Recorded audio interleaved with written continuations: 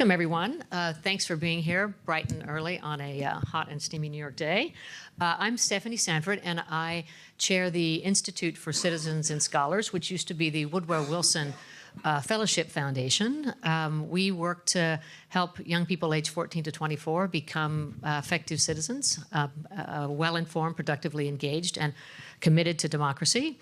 We work in high school, higher ed, and early in the workplace. Our higher ed work is centered around college presence for civic preparedness, and you saw several of our members, spirited dialogue on stage, I understand, yesterday. And they have all committed to center civic preparedness as a part of their campuses and work at every level, the presidential level, faculty, and student, to really to center and commit to free inquiry.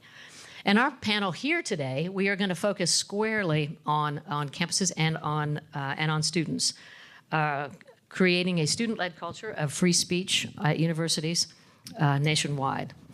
I think part of the higher ed challenges, and certainly for my entire career, if not my whole life, we've never seen so many pressures on higher ed. And we've talked about a lot of those, but I think one of them really is this split screen image that the country has of students on campus. On one side, sort of protests, disruptions, encampments, and on the other, the isolated student focused on their phone, anxious, unable to really engage. And what I'm really excited about this conversation and the work that these panelists do is they really are working to take on both of those images and really create a healthier campus and more agency among students. So they come at it from different directions. So I'm excited both to hear from all of them and then to really facilitate and engage in discussion. So how we're going to structure this next 70 minutes or so, I'll start with brief introductions of the panelists. I have a question for each one, that a little bit about sort of what they do. I'll then facilitate a conversation among them, then for 15, 20 minutes or so. And then we want to open it up for questions and really, in the spirit of dialogue, to actually have a dialogue with you.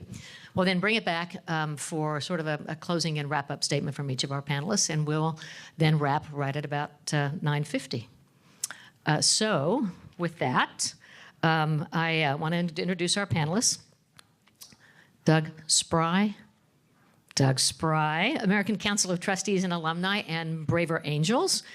He directs campus partnerships, and he founded and leads the College Debates and Discord Alliance with Braver Angels and Bridge USA, connecting thousands of students and faculty to build environments where debate and dissent are not only protected, but expected, taught, and cultivated. We have Connor MURNANE from FIRE, Foundation for Individual Rights and Expression. He leads their higher education programs. You all know FIRE defends free speech and due process rights for colleges at colleges and universities nationwide. He works directly with students and faculty to help them understand, use their expressive rights. And then my dear friend Mary Kate CARY teaches political speech writing at UVA. She did that in the White House a few years ago.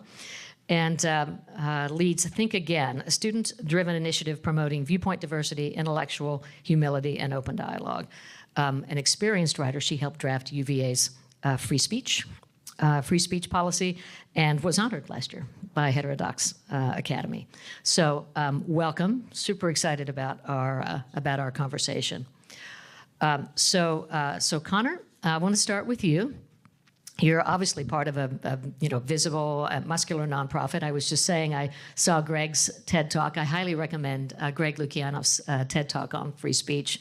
Just went up in the last couple of days. You're totally nonpartisan, totally non-ideological, totally committed to free expression and speech. You've also got some recent student polling and trying to rigorously understand the numbers behind that split screen. So as we get started, once you ground us in those numbers, how big a problem is this really? And are things getting better or worse? Happy to. Thank you for also moderating the panel, Stephanie. I think we should all thank you, and I hope you get the applause at the end because you're putting in the real work here. Anyway, so at FIRE, the past year and a half, two years or so has been nonstop, right? We're always busy. The kind of benefit of free speech work is the job security is always there. But since October 7th, we watched campuses get rocked. The October 7th attack, the encampment protests that followed, we saw vandalism, building occupations, actual assaults and outright violence. And it led to 2023 and 2024 being probably the worst years for mob censorship FIRE has seen on campus in its history. And then came, President Trump, who I was told would, bring back free speech to America. And instead, we got an attempted hostile takeover of a few private universities. We saw a student nabbed off the street and sent to a detention center states away for a pretty bland op-ed she wrote. And more. So as I sit watching this, and I apologize, I hope everyone's had their coffee this morning because I get to play the Miss Debbie Downer role here. I keep asking what the hell happened with students. Like you said, they're isolated or they don't know. And the data we have shows, you're right, about a chunk are afraid to talk at all, and the rest are unsure or they just don't know how to exercise their rights properly. So for those of you who do not know, FIRE every year releases the college free speech rankings. It's comprised primarily of three components, one being written speech policies. Are they restrictive? Are they open to discourse? Second category being administrative action. Are they sanctioning students or faculty for protected speech and research? How well are they handling disruptive events on campus? We do try to give points. Successful disruptions or disinvitations that occur on campus. And then the third component is probably, I don't know and fact check me on this because I'm not sure, but I'll claim it for now, probably the largest student survey of, the free speech opinions in the world. This past year, the survey was out from January 1 or so to early June. I think we have someone from FIRE's research team in the audience here, so they can rough me up in the parking lot if I get any of this wrong.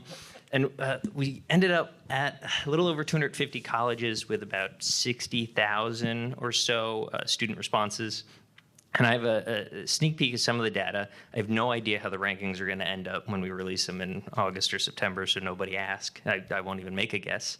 But on the self-censorship front, we ask students how comfortable are they engaging on certain topics in certain environments with different levels of campus from student to admin to faculty. And we saw about 25% of the students reporting that they self-censor a few times per week in convos with their peers, 27% in conversations with professors, and about 28% in classroom discussions. Now, I had the pleasure of teaching a single class in my career, and nothing was more heartbreaking than a student coming to my office hours and asking a question that he didn't want to ask in class because he said something like the debate wasn't worth it. He was afraid he was going to offend one of his peers, and they were going to go in circles and argue. And that just broke my heart because that's the point of college, right? When I talk to college presidents or trustees, I say FIRE doesn't just ding you in the rankings for bad stuff that happens. We look at how you handle it, because at the end of the day, running a college is inherently controversial. I'm shocked if a university can get through a semester without something percolating in the news on the speech front. But it's how leadership handles it. It's how it, sets the stage. It's how it, puts the culture of free expression up front to get over, the potential censorship on campus. So the self-censorship numbers, about a quarter of students, it makes me uncomfortable, but it does get a little worse.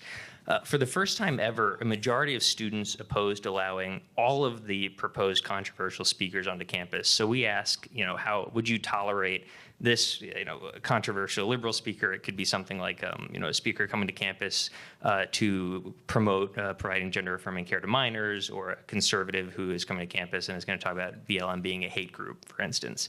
So for the first time ever, none of the proposed speakers we put had 50% support or more. I think the highest was about 49. Our margin of error is something like 0.5%. So it may be, just touching 50, but I'm not a data scientist, so I can plead ignorance there.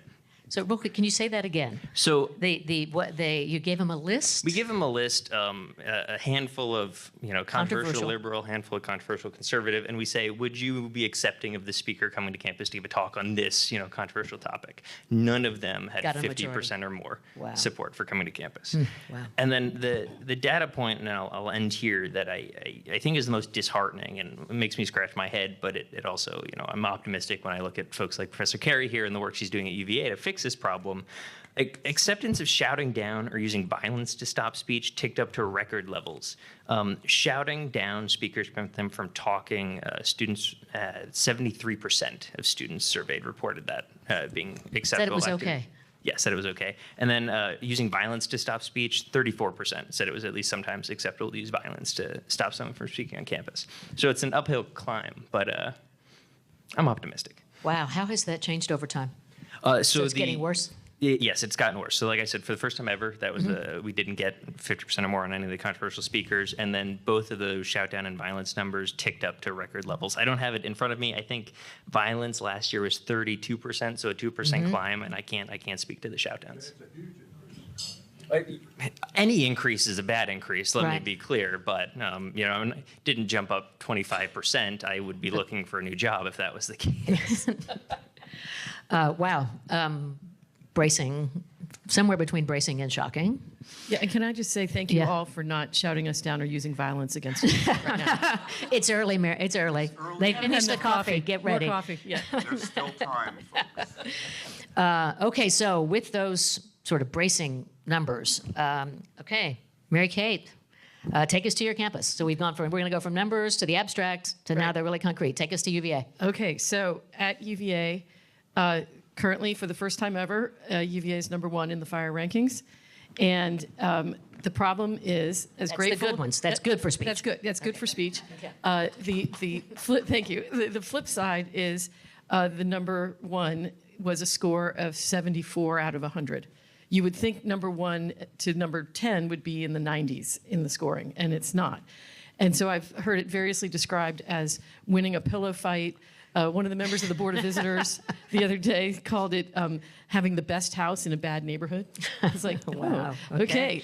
So in the midst of all the FIRE polling for UVA, we found, this was 2 or 3 years ago now, that, and the number has held, is 75% of UVA students have never disagreed with a professor. And I certainly see that in my classroom, and the way they say it to me, hopefully not about my class, but is I know what I need to say to get an A. And this is in the humanities, obviously, that doesn't hold in science. But so we started a group called Think Again. Think Again's 4 pillars are freedom of expression, viewpoint diversity, open inquiry. I mean, not open inquiry, intellectual humility, because I could be wrong, and there's many people who do not think they can be wrong of all ages, and critical thinking. Sorry, I have not had enough coffee either. Critical thinking is the last one. To don't just believe what people tell you. Take a look at both sides yourself and decide what you want to do. So we started building student-facing events about that. We don't issue white papers. We don't conduct research. We don't have, once in a while we'll have a panel discussion, but the idea is not for students to sit in silence while adults talk about free speech. It's to get them to put down the phone, take off the headphones, and start talking with each other, standing up for what they believe in. So we started a student program called Disagree with a Professor. And we pick high name ID professors that are popular.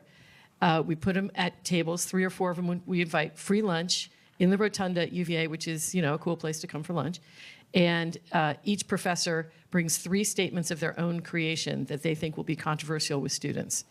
And then we print them out in kind of big print and put the 3 statements on each table. And the students walk around and say, oh, I disagree with that one. And they'll sit at that table and start disagreeing with the professor outside of a classroom, not getting graded, just for fun. And then they have a good time doing that. And the students liked it so much that we started expanding to things like disagree with a president of the university, disagree with a university lawyer. The one I'm really looking forward to, we're going to do in the fall, I think, is disagree with a coach. And I think that would bring in a lot of students. The kids liked it so much, they said there's all these podcasts out there where you learn how to disagree, and you hear about people disagreeing, but you don't actually hear them disagree. They just talk about disagreeing. So they said, could we make this into a podcast? And we said, yes, we would absolutely do that. So Disagree with the Professor is coming this fall on your favorite podcast platform. We also do another one called, with no professors involved, called Low Stakes Hot Takes. And that is not Trump versus Harris type of stuff. It's, is Taylor Swift overrated? And someone will say, yes, she is. And they're like, what? You know, and they all start arguing about it.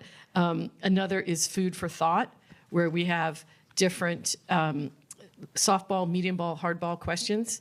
No professors involved at the tables.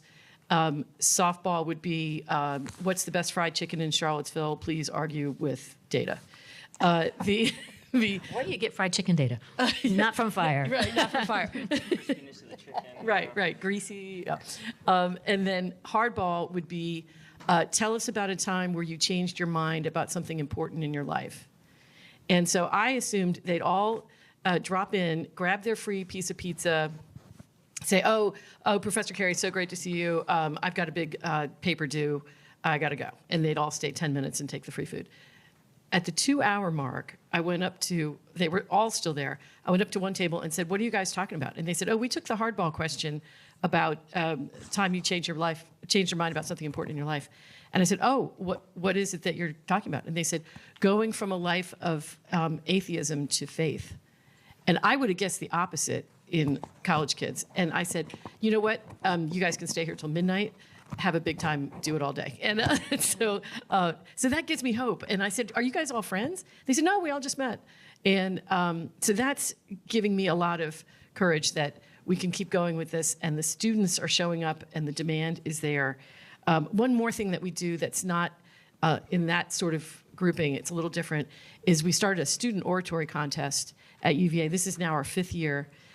We do a pro-democracy prompt that changes every year. Last year's was tell the story of a hero to our American democracy. And students write and deliver 5-minute speeches on that topic in the historic dome room of the Rotunda at UVA, $500 cash prize.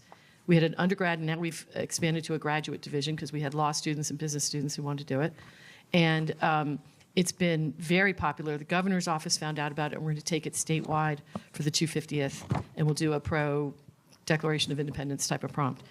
So as all this was unfolding, this coincided with the end of COVID, and all these student groups had all died because the kids who were in charge graduated and didn't leave anything for the next crowd coming in. So there was 2 years, I'd say, where there were no student groups active. And then all of a sudden they started as startups, and every single one was a startup. So some of them came to me and said, could you help us? So for example, now we have a second student newspaper at UVA that is dedicated to viewpoint diversity, because the main traditional student newspaper was going further and further to one side and to a smaller and smaller audience. And so they realized there was a hole in the market here. People want to hear both sides. So that is now up and running. And I can tell you more about that if you want to hear. But there's another one called Whose Views, where they came to me and said, can we have, the way it started, now they're doing man on the street interviews, but in the beginning it was, what we want to do is have 2 students and 2 professors of opposing viewpoints, 15 to 20 minutes at a round table to discuss this week's news. And we'll video it and we'll put it on our YouTube channel.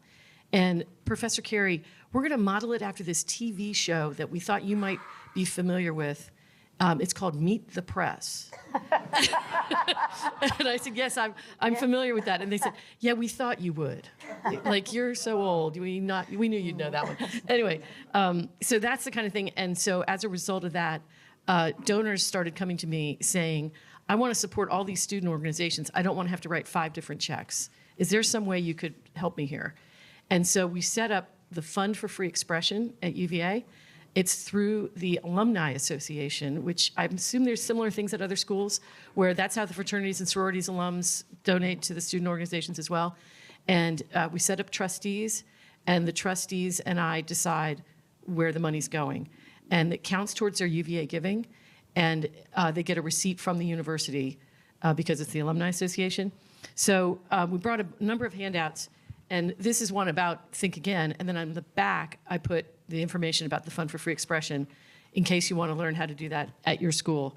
And then the last thing I'll say is after these student organizations got up and running, that's when I started learning, because I was new to all of this, I started learning about all these great national organizations like Braver Angels, Bridge, Constructive Dialogue Institute, all these people who will come to the campuses. A lot of the think tanks as well will send speakers, which doesn't quite fit with what we're doing. But there's a lot of organizations nationally that can help with all of this. And so we've started bringing those in, and that has been wildly popular with the students. And not as much work for me because we're not inventing it from scratch. These are people who know what they're doing. And so that's a broad overview of what we're doing at UVA, and it's from the ground up. The students are asking for it, and it's wildly popular. It's fascinating. And a nice segue, Doug. How you doing? Doing okay? I think I'm going to slog through it. Yay. Well, so now we've heard vivid numbers. We've got some great examples of what's going on at UVA, and a nice segue about student demand and then demand for the national organizations who've been doing a lot of this. So tell us. So tell us about that. What are you seeing across campuses, both in demand and the work you do? I think the first thing I want to do is, how many of you are forward-facing to students on a daily basis or as part of your profession? So, and do you see the light in students' eyes ever? Does it animate what you do as an educator? I see a lot of nods. So that settles me into the love that I have for the work that we're doing, because that's what it's all about. And so my heart began to dance when I met David Blankenhorn in 2018, and he came to HxA and started talking about this Braver Angels work that they were doing. It was called Better Angels at that time. And personally, I wanted to get involved right away. But, that's had a really interesting way of parlaying itself into a movement, into something really big. So, 7.5 years later, we've done 460. We've orchestrated, engineered, led directly, or catalyzed 460 events that we know of, and many more that have happened that we haven't been able to track, which are Braver Angels debates, Braver Campus dialogues. We've also done faculty training and all kinds of new things, freshman orientations, all kinds of things that have happened. And, you remember J.R.R. Tolkien describing the writing of The Lord of the Rings, the tale grew in the telling, And so the blueprint has been writing itself. And I think what's causing that is just the light in the students' eyes. That, Connor just gave the fire data, which shows how they self-censor and, in these conditions we're in today. And it's really quite acute in 2025, isn't it? But, if you create a space, and I actually heard the college president in the panel yesterday say we need to create a brave space. I think it was the Dartmouth president. That's what we do. It's like she stole our little motto, But that's you have the trademark first, I think. Creating I love it. Everyone use it, please. Not just a safe space, but a brave space. And I know some faculty here have actually been doing that. So if you create that space, you implement the guardrails. We have parliamentary style process of running Braver Angels debates and now these Braver Campus dialogues. And they're guided very lightly by a very experienced, trained chairs, Madam Chair, Mr. Chair. And the students cleave to that format. They actually embrace it. They will get up and say, Mr. Chair, I'd like to know why the speaker thinks that cat people are superior to dog people. And if you give them that format, they start to find a new way to have a dialogue with each other. They start to find ways to listen to each other. They become very interested in each other. And I can't even explain how that happens. It's just like it's nature. And I've always said to the team as it grew around us and around me, let's not fight nature. Let's go with nature, And that's, I think, at the root of why our program has exploded. Like, we don't do any advertising. Colleges are calling us all the time now by reputation, and we've been able to develop debates in large format for campuses and also small format for classrooms. And it's cascading across the classroom, and it doesn't matter what subject you're teaching. So originally, it was all political science professors and communications and rhetoric professors, but James here at Oregon State, what do you teach?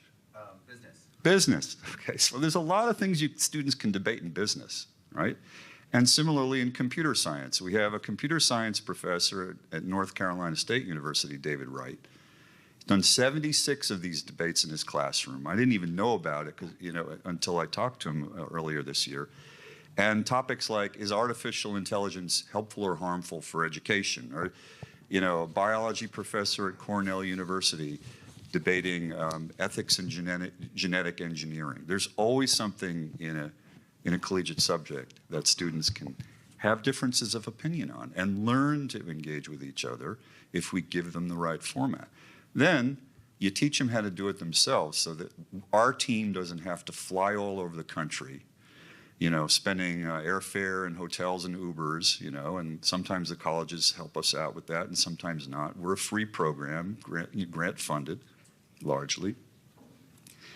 But the students and the faculty are starting to actually cascade the work forward themselves. And when we got a $1.3 million grant from the John Templeton Foundation a couple of years ago, that was daunting, to write a 50-page proposal, and it was like calculus, intellectual humility, all these different things that they want to measure.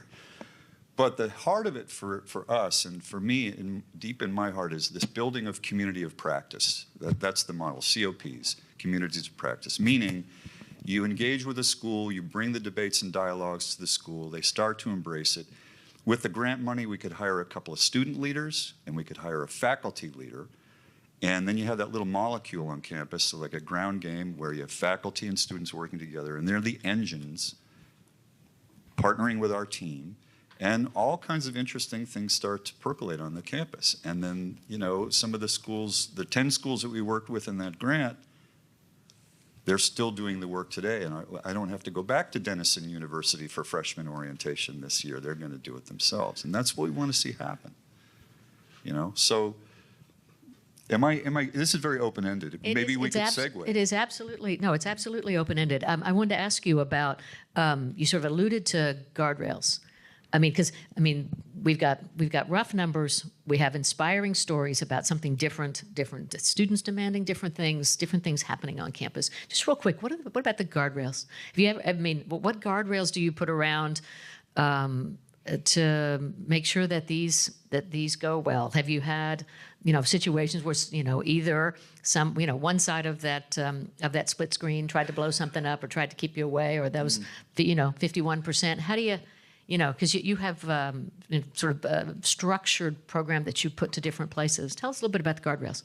All right, so it's 7.5 years, 20,000 students that we've been able to track, 120 different college campuses, and almost 500 events. None of them has ever gone off the rails or boiled over.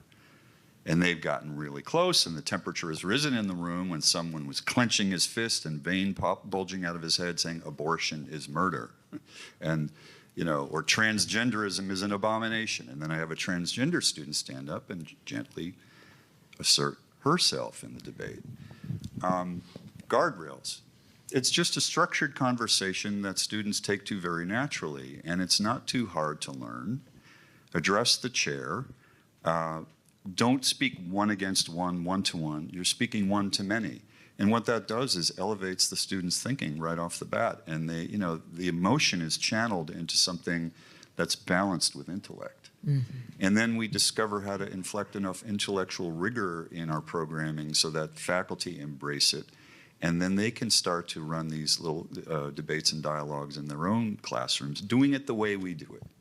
Okay, they have to be Mr. Chair, Madam Chair, and give students a sense of what's going to happen, what's expected of them. No crosstalk, no shout downs. No one cancels out another's opinion.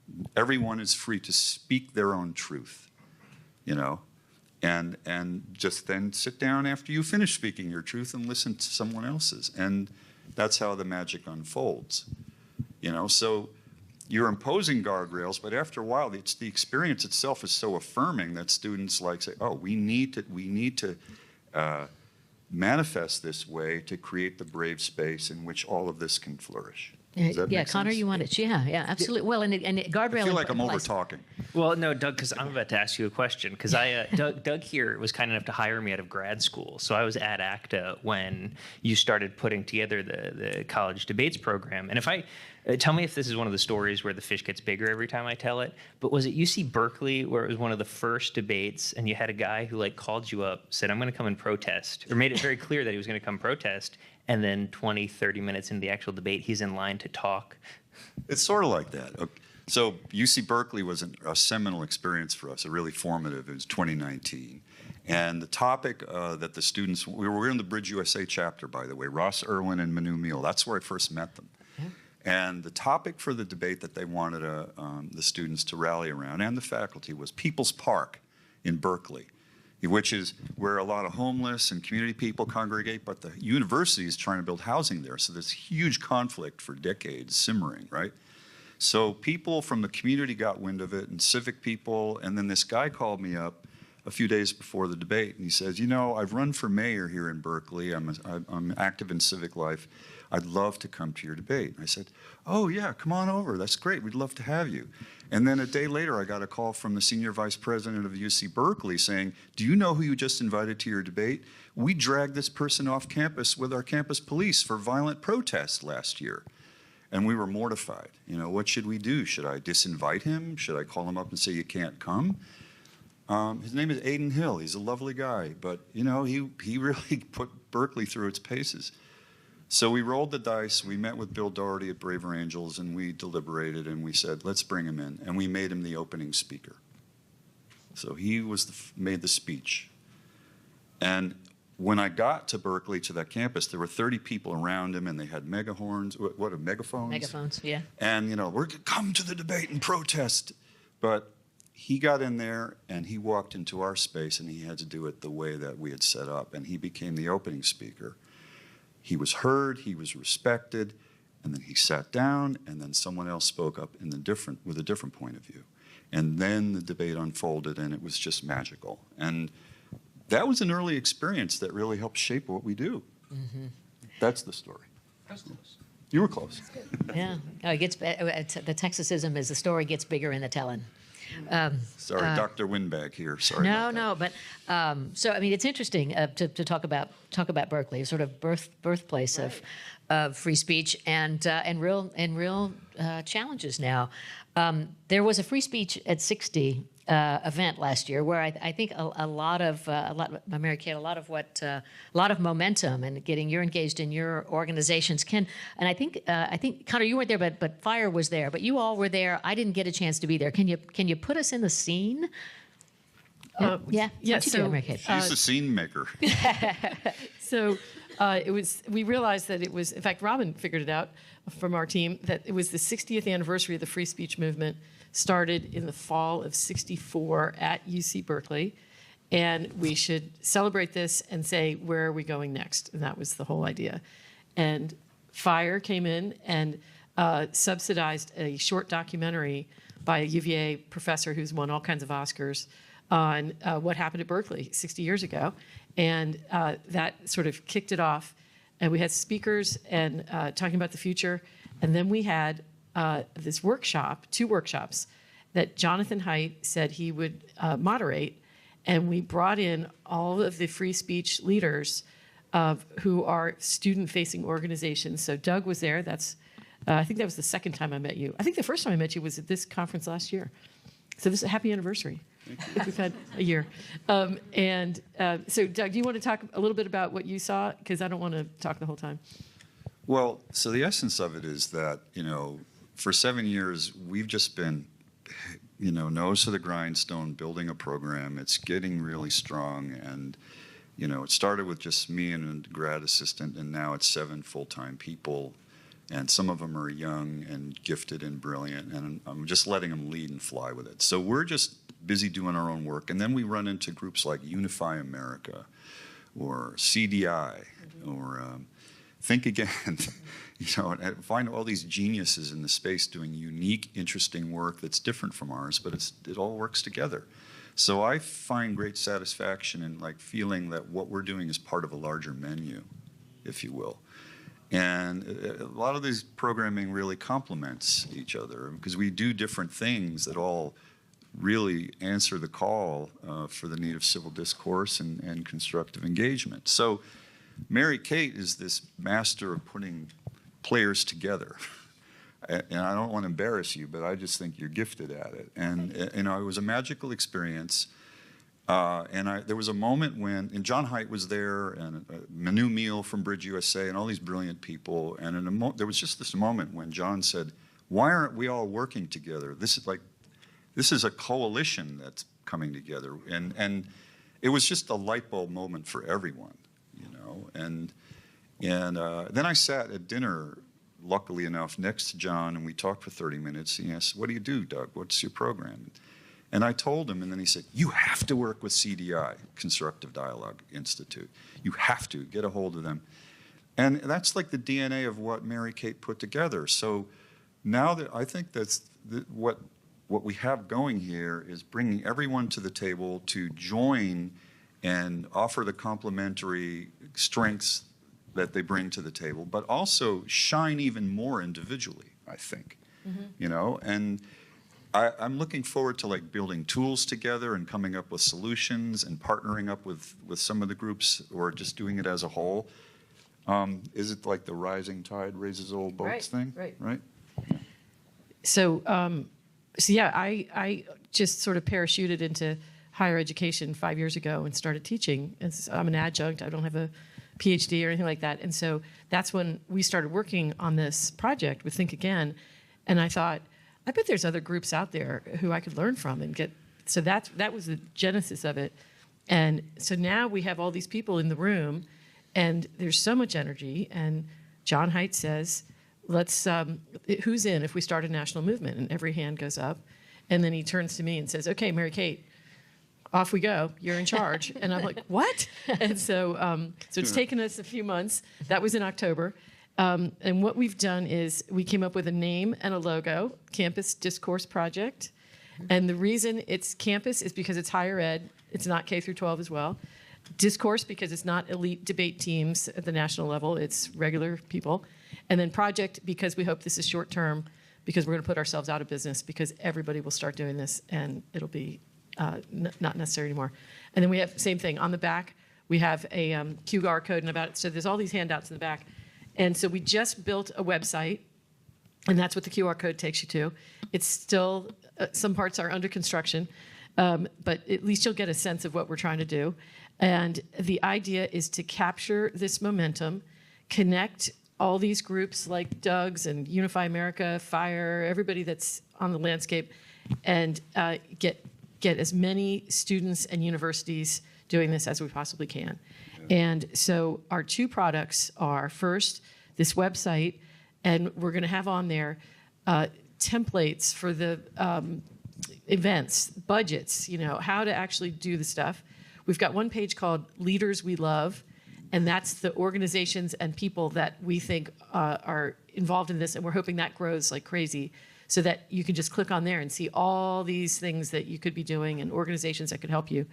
And then we're going to have a free speech toolkit. That's what this one is. So here's what we came up with was at UVA, I called the Dean of Students office and I said, on the UVA website, if you click on free speech, it has all the rules and regulations. And on the website, it was 14 pages long. I am not a lawyer. I couldn't understand it. I don't know how your average 18-year-old would be able to navigate it. So they said, oh, we're on it. And they came up with this. This is their 2-pager for the students. This is their new invention. 10-point type font. But you have to read. You have to read the top Small line. bullets. Okay, the first line is, the university is unequivocally committed to free expression and free inquiry. Great. Bullet number 1, Consequences for violating. Students and faculty are subject to disciplinary action, including expulsion and termination. For more information on how to get expelled, here's your 3. You get 3 QR codes. Yeah. So please don't tell the Dean of Students that I'm doing this, because I'll be in big trouble. So some students came to me and said, hey, could we come up with, so we came up with 2 products, just hot off the press. This is a free speech toolkit by students for students. And I copied something that I had in my golf bag that was the rules of golf, in case you don't want to get in trouble with the officials if you're in a tournament. And so this is don't get in trouble with the officials if you're in a protest. And what we've got is in student language, explaining what the First Amendment means at every public university in America, what the difference is between protected and unprotected speech. We define things like defamation, incitement, things like that in regular English. The students came up with a sliding scale of protected to unprotected. Now, the ones for the generic public universities, you could personalize, and I'll show you what we do with that in a second. Sorry, I'm having trouble with this. This is things get blurry, and that's when we start talking about time, place, and manner, and that every university has different policies for protests. And so at UVA, for example, there's very different, depending on which stadium you're in, there's different rules about what kind of signs you can hold, things like that. And then what we have here is for your school's time, place, and manner restrictions, they could put QR codes in. So we're going to have this on the website as a PDF, and each school could personalize it and print it out. And then, so we did a UVA one, and that's why it's in orange and blue. And by the way, I'd like to point out that the rug here is orange and blue, and I think that's a sign from God. Okay. And, Either that or a really good advanced team. so on the protected versus unprotected speech stuff, that is specific to UVA and kind of slangy and funny, so that we think the students will read it if they know other UVA students wrote it. So that's what those are. So I only printed out, we only brought 5 or 6 of each of these just so you could sort of see them. I think you don't need these at your school, but if you get the idea, if you want to look at it, that's what it is. And then we're also going to have Think Again Academy, and that's what this one is. And we will put that up, and there's a QR code, and that's all our events and how we do them. And so we'll do that.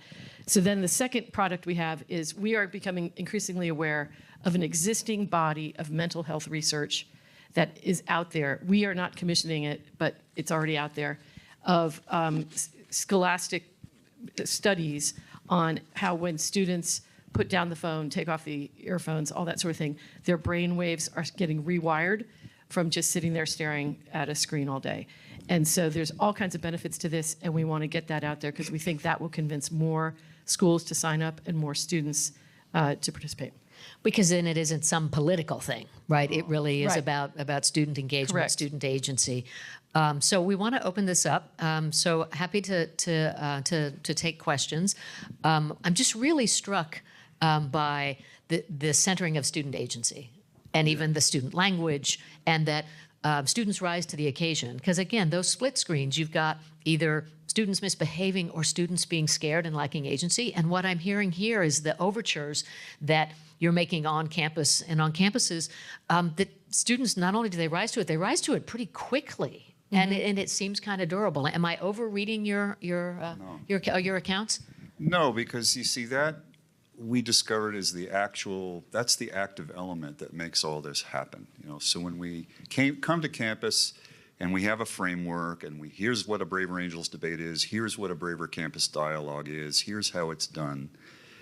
But we give students ownership of what they want their debates and dialogues to be about. What topics are they interested in? What's top of mind for them? Is it immigration? Is it Israel-Palestine? What's happening on their campus, even local things that are really pulsating?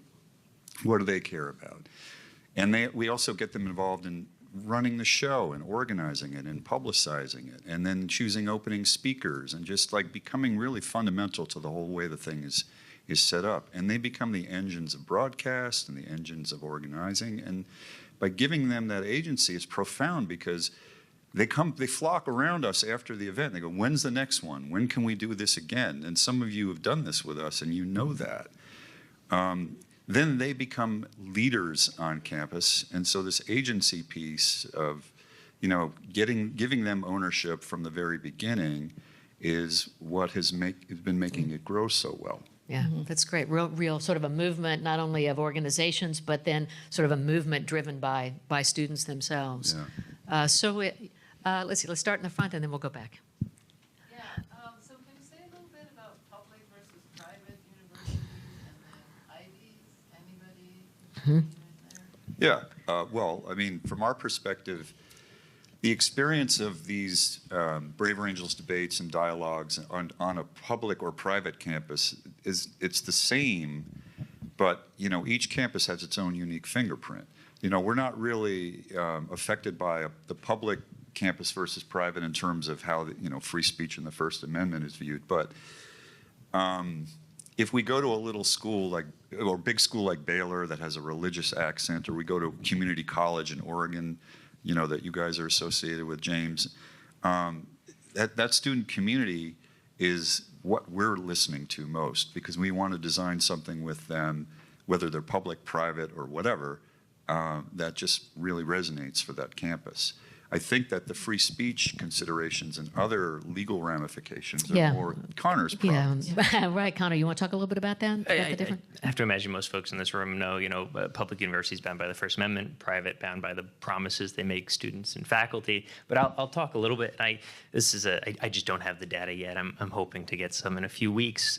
Universities out there, Dartmouth's been doing a good job with their Dialogue Across Differences program. Vanderbilt has a dialogues program that popped up in the wake of October 7th. And last year in the rankings, we asked students a laundry list of topics, abortion, the presidential election, the Israel-Palestine issue. What topics do you feel you can discuss open and freely on your campus?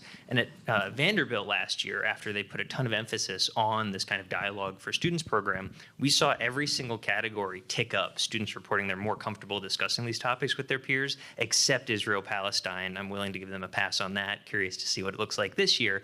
But so there's the tiniest, bit of proof in the pudding. I wouldn't bank any major projects on this data, but we're seeing a good shift in students' comfort talking about tough issues when the university provides a platform.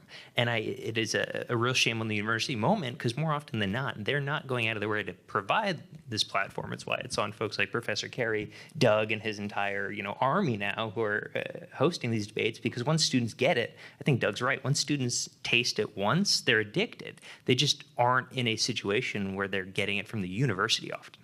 Free expression as drug. Yeah, that's interesting. Yes, go ahead. I just want to add one thing parenthetically, because you asked about Ivies, right? So I have led some debates at Princeton, Duke.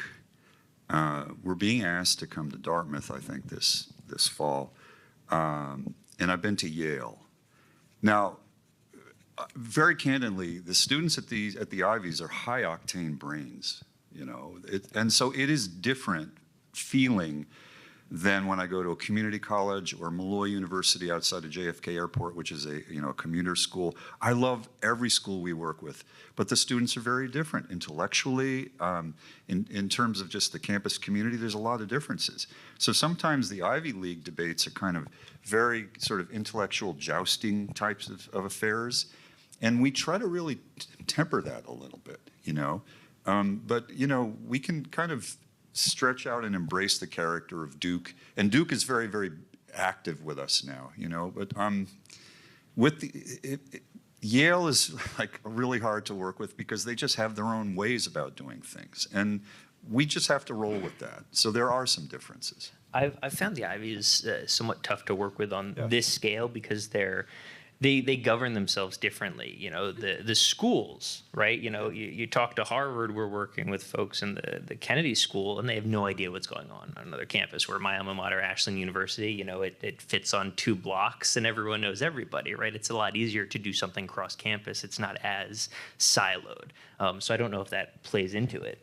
Lastly, there's Columbia, and we were there in the fall, and the students desperately wanted to debate Israel-Palestine, and the administration took our room away in September, and we 2 days before the event was going to happen, we couldn't do it. But we rallied with the students in November and came back, and Columbia's working with us, and we got a little grant from a Columbia alumnus, $20,000 to keep working with the school, and we're just going to work our method with the students and get faculty and admin to buy into it. So the next question here, and then we'll go to the back. Yes, sir. So I have a three-part question for Connor. So when you look at, do you have enough data to look at the data to find out whether these attitudes and behaviors change between first year and senior year? Second part, is there any survey data on equivalent questions for high school students? And third question, which for all of you is, how much of the challenge that we're dealing with on these behaviors and attitudes do they come into from high school where they have been already instilled in different approaches? I can take the high school easy. Oh, good, because I'm hired. I'm gonna answer your question, Wayne, and stare at Logan a few rows behind you for a nod or a no. I don't think we have enough year over year to take apart, freshmen versus sophomores. We could make guesses, but we'd be working with what, maybe 50 a class size.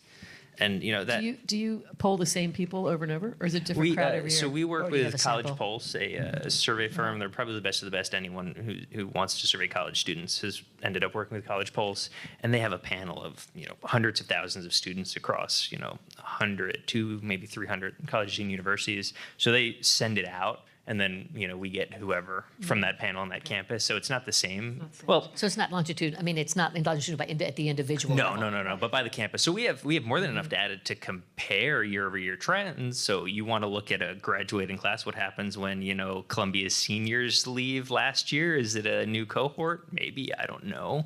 But from a purely class year to class year, it'd be interesting to look at. I wouldn't take that research and, run with it, but it may be solid for a sentence or two. On the high school front, I just don't know. For FIRE, K through 12 is a different beast. They don't have the same free speech rights that a college student does, so we don't often get involved with those.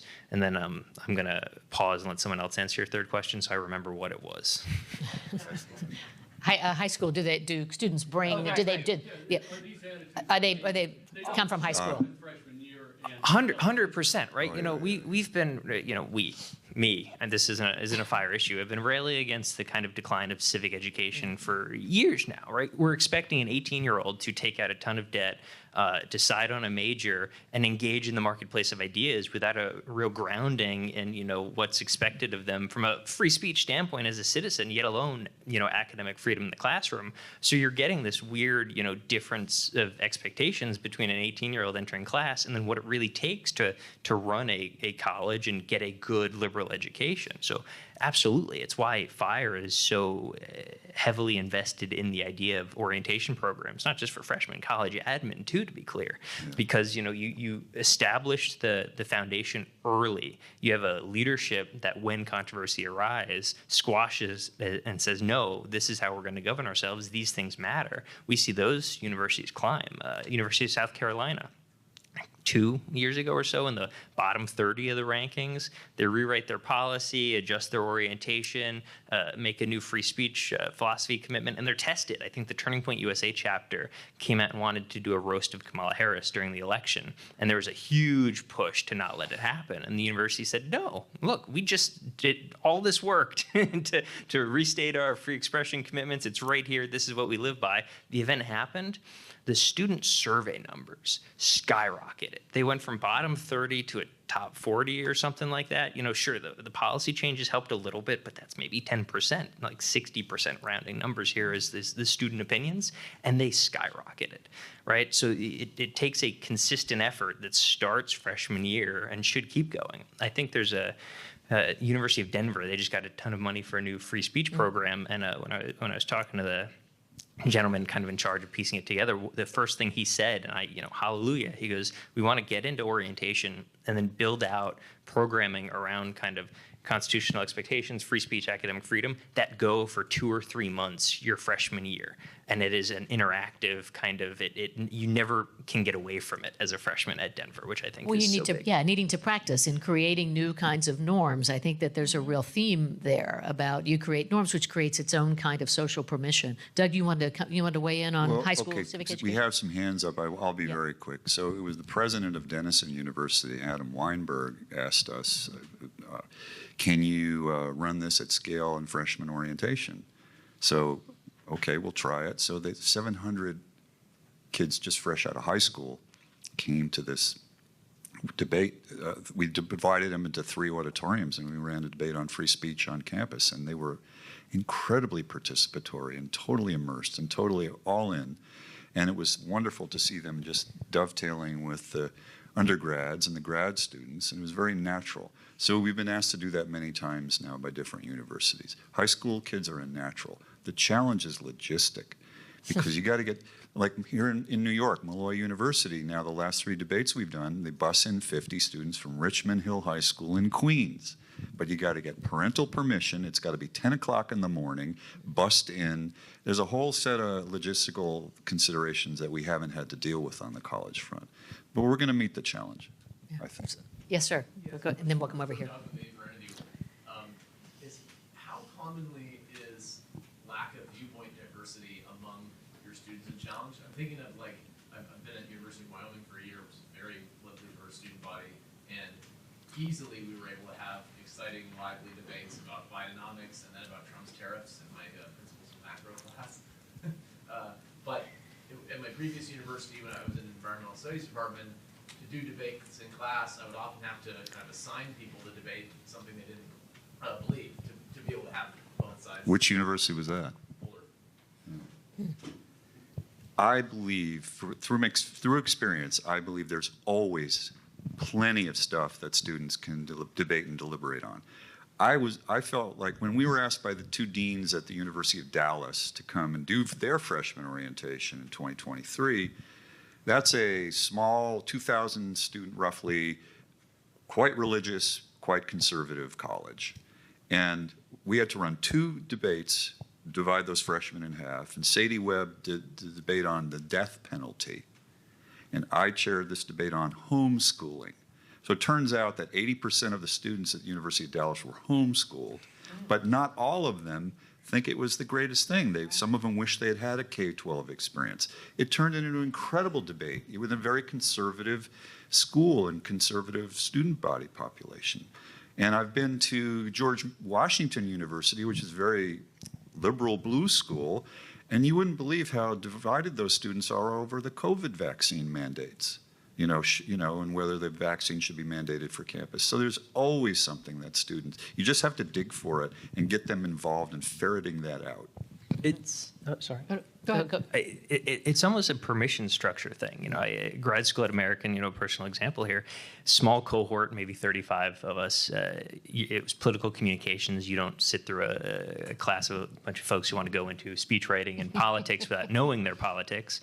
And, it was probably 29-5 Democrat, Republican. And some of the best professors in that program would, watch the conversation go in circles, watch certain students' eyes roll back, everyone gets sleepy, and would create a permission structure for someone on the other side of the aisle to just, what's the Republican argument here? Not what's your argument, but what is the kind of policy platform here? So a lot of it is, I'm speaking to a lot of faculty here, so excuse me, but a lot of it is just the faculty members looking for ways to bring that up and create the opening. It's up to folks like Doug who are bringing these debates and giving students a taste of it.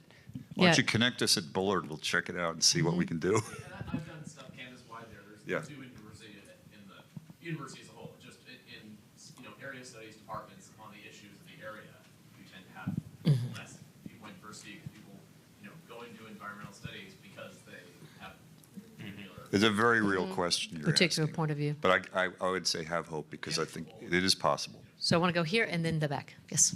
Just quickly, at our place, I feel like we're doing some really good things in this regard, but the bulk of the problems we have is the squelching of viewpoint diversity by younger faculty of the students. And Really? so once they have tenure, it's like they kind of turn into this different person. And I'm wondering, do you have like a tool for them? Like something, do you have a strategy? Disagree with the professor. Disagree with the professor. Disagree with the professor. The tenure version, non-tenure version. Sign them up for a semester of that and Yeah. disagree with the professor because and it's not like the older faculty seem to be really into the viewpoint diversity Right. concept, free speech, all of that. It's the say 45 and under Right. faculty that are Can- really squashing it. Can you give just a quick example? Like, put us in the scene? Like, what does that look So like? We had Greg Lukanoff, we had Jordan Peterson this year, Mm. we had all these different. What school? This is Pepperdine. Pepperdine. Okay. Pepperdine. Okay. And so we have this there. We had students that wanted to go and they wanted to host certain whole events around those gatherings. And we had a couple of faculty members that wrote emails and everything to the administration and said, hey, these students are going to cause other students to feel uncomfortable. We think you ought to encourage them not to host these. Which, Wow. that kind of stuff. Yeah. And so then when the administration said, no, we're not going to do that, then the professors went to them on the side. And we're a small school numerically, so it's easy to find people. It's a small town. You can find each other pretty easy. There was some peer pressure applied by a couple of those faculty members onto those students. So then we had to go to the faculty and say, hey, listen, that's not appropriate. We don't do that here. But then, then we end up in a confrontation with faculty. And I just found it interesting that they tend to fit a certain demographic too, and have been trained in certain schools. Right. And probably particular disciplines too? Yeah. Mm-hmm. Why are the younger faculty? I don't understand why are the younger faculty? I think my hypothesis is they were trained in a more activist school of thought when they went through their PhD program. The thing I've seen is, so I, in addition to the speechwriting class, I had to co-teach election 2024 because they all know I was an H.W. Bush speechwriter. The kids can Google it, and so they all know I'm sort of old school Republican. And then the chair of the department is a Democrat who ran for office, so they can Google that, so they know that. But the rest of the politics faculty, I think, pretty firmly believe that the students have no idea what their political views are, what the faculty's views are. And I'm like, I think the kids know what I your think views they know. are, And so trying to get them to, so like if my colleague couldn't make it to a post-election analysis where we're going to do a bipartisan take on it, right? If she gets sick or something and I have to find somebody, they also, oh no, I couldn't, even though I'm in the politics department, I couldn't do that because people would then know my views. So I've got to be very careful. So trying to get the faculty to say that they've got a view is hard. So instead what we do is, there's a great book called, I think it's called How to Disagree Better, but I might have that wrong. Bo So, S-E-O. And Bo So was the 2-time world debate champion as an undergrad. And he is now a big proponent of why debate teams should be in every middle school and high school in the country. But the point that's important here is he believes that it's harder to get canceled as a student if you're on the debate team because you've been assigned which side. And so no one knows what you really think. And that is much safer for these students. So I would think that's the way to appeal to this faculty, because if you start saying, well, I think you're biased, they're going to say, oh, no, I'm not. But if you say, we don't want the students to feel the social pressure, they think they're never going to get another date again if someone knows who they voted for. So let's do assigned viewpoint diversity. And what I've found is when I assign them the opposite of what they believe, 2 things happen. One is they say, I've never had to argue the opposite of what I believe in my whole life. And these are kids who are in their 4th year of college. So it's clearly not happening at the high schools. And then second, they say, now that I did the research about the other position, am I allowed to change my mind? And I said, yes, you are. And they're like, Bonus I points. didn't know I could change my mind. And Yeah. I think because so much of their identity is based on their political views that they don't think they're allowed to. And they also are much more civil, because if they're arguing the opposite of what they believe, they are much But they're more, making arguments. I mean, they it's an say intellectual there's so thing as many opposed to reasonable arguments on the other side. And I'm not going to say everybody who disagrees with me is an idiot, because I actually disagree with myself. So therefore, people who disagree with me are brilliant, you know? so that's my advice. question in the back. Sure, and then hopefully it's not next year's question, but where are you seeing AI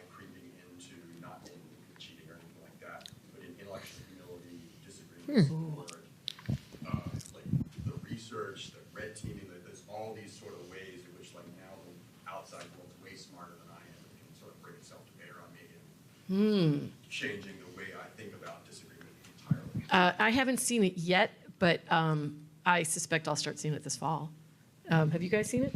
We are slowly starting to research and look into faculty who have been using AI tools to kind of teach civil dialogue and disagreement to see if it's effective. You know, we've long wanted to test the effectiveness of orientation programs, you know, pre and post, how long they last. And we just got an opportunity on the tiny AI front. So next year, maybe I can answer this question. Like AI chatbots that let you yep. practice Bingo. civil disagreement. Okay. That's pretty cool. Well, I do know that it's one of the hottest debate and dialogue topics that students want to run with us. And we've been doing that for several years. Is ChatGPT helpful or harmful to education or society? Or there's just so many variations on that. And one time, a student got up and started to make a speech, and it was a really good speech, and stopped after a minute and said, "By the way, folks, ChatGPT wrote that first minute of my speech." And you know, it was kind of startling in a way. And then she pivoted toward her own real thought-out point of view. So it was quite jarring. But it's a topic that's just going to expand in what we're doing. But this notion of interactivity and particularly, you know, that split screen that has, you know, students reticent to engage, that you can practice with a chatbot or you can practice with an avatar. I've seen some demos of some of that, and the theory is that then, you know, it's almost a similar theory of action as start your debate about fried chicken in town and then work your way up to harder stuff. You can start with a robot who then, you know, gives different responses, which lets you, you know, deal with, you know, even sort of an emotional response. So you're training AI as sort of civil dialogue training wheels. We'll do a couple more questions, and then we'll go back to closing statements. So here and then here. I guess for Mary Kate or for anyone up there, I work at a large land grants school at Virginia Tech, and Yay. some students, you know, there's a large engineering program. A lot of students, this kind of stuff isn't really on their radar. What advice do you have for like faculty that want to? We're all competing for airspace for these like student events. There's tons of stuff going on on campus. Like, what do you think is like the tipping point to try to get the attention and draw students to some of these? In the tech environment, like in Or the STEM fields? STEM fields. See that, as I said earlier, that has been delightful to see that start to resonate. You know, I thought we're naturally finding a home in political science and all these different, you know, communications disciplines, but we want to work with Virginia Tech, and I've been approached by a few professors there. My daughter graduated from Tech. So we're going to work there, I think, this coming semester and into the fall, into the 2026. We will use the STEM professors that we've worked with at other institutions to lead the charge. We're writing case studies. They speak the language. And, you know, we'll give lots of examples of really, really vibrant, productive debates and dialogues that have happened in those settings. And we can offer, you know, kind of evidence and testimonials and case studies to professors who might be interested. There's always something to debate in tech, you know, ethics and computing, all kinds of different things. So there was a last question. Yes, there in the back. Yeah, so I'm at the University of South Carolina, and one thing I'm curious about, if we want a student-led culture of free expression, but it might seem sometimes like students aren't interested in actually participating in that. As just one example, we had a Bridge USA chapter. We tried to, our HxA group tried to collaborate with them on some events. But the way their meetings went, the president would organize a meeting and none of the members of Bridge USA would actually show up. So it was just one person, and she eventually gave up. And, you know, and I don't know why, but there just seems to be not very much demand from the students saying, hey, can we do more on this? Hey, can we do more on this? Like there was at UVA. So I'm curious, any ideas on kickstarting that? Yes. I'll go after you. I would say the vast majority of student events run by the university involve kale salad. And so Actual or metaphorical? no, really. Oh, really? Yeah, like the number one caterer is really big on the kale salads. Would you agree? Yes. Anne's from Karsh. Yes. And so we go out of our way to advertise pizza, Chinese, whatever it is, right? and free in big letters. You got to say free. And we have takeaway cartons because there's always leftovers, and they can feed their roommates and things like that. So that's one. Another is we have done, so for example, Unify America has this great program that they do. And their model for getting it in front of students is to go through faculty who are teaching, who will assign it as part of class to do the Unify America challenge. And it's on a digital platform. And we didn't have enough professors doing that, so we said you are eligible for a gift card for $20, and we took it out of this fund for free expression that you could get, Starbucks gift card for $20 if you participated. And that is surprisingly effective, that they are incentivized by money. And the thing we found too with the student newspaper was so many of them are working class kids who are putting themselves through school.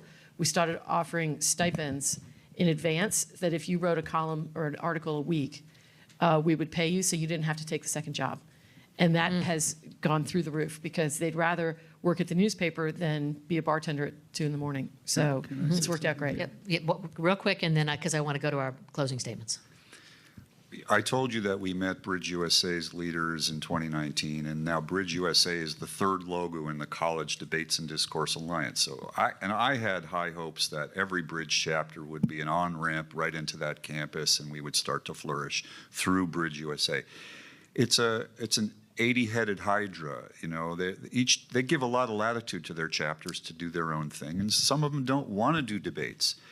And so we haven't been able to force our way. It's fighting nature. We want to go where the students have like real active interests. So sometimes it's the college Republicans or the college Democrats or student government or just one kid who just wants to really bring it to campus. So we go where the life is, the vibration is there, and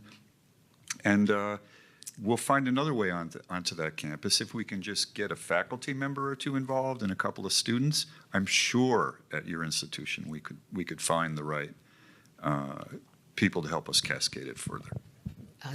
Terrific. So now we want to just, in the last few minutes that we have left, just really, kind of as a wrap up of this conversation, what's the most important thing you want folks who came here early this morning to take away, and then what do you want them to do? Connor, let's start with you.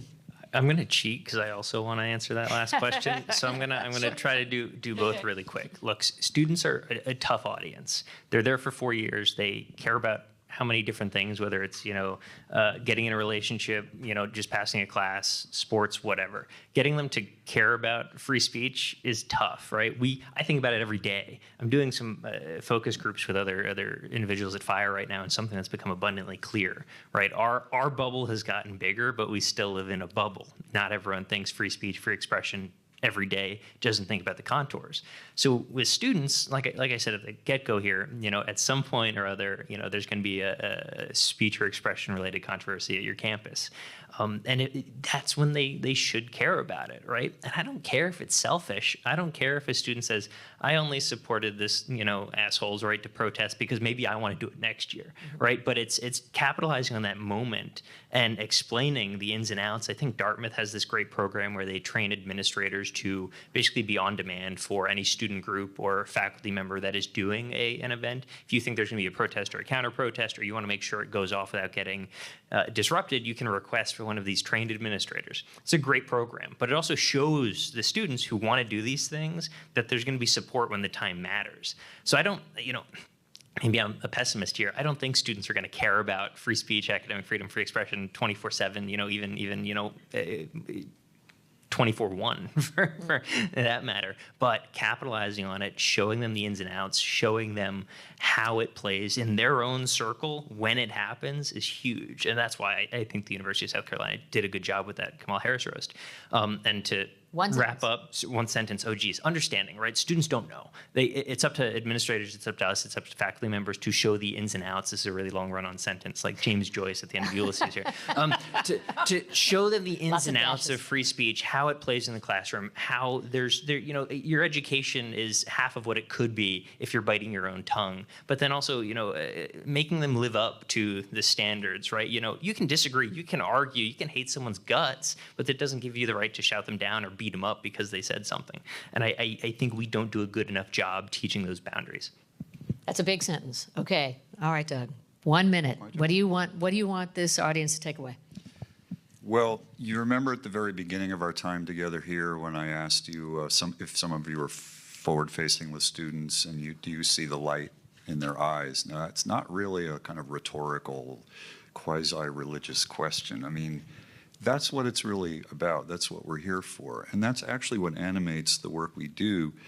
And so bringing, Think Again together and, just bringing all these groups together to do this work, that's what it's for. So get the students, find the students who have that light that's apparent to you, get them involved, and they have a way of being very infectious toward their peers.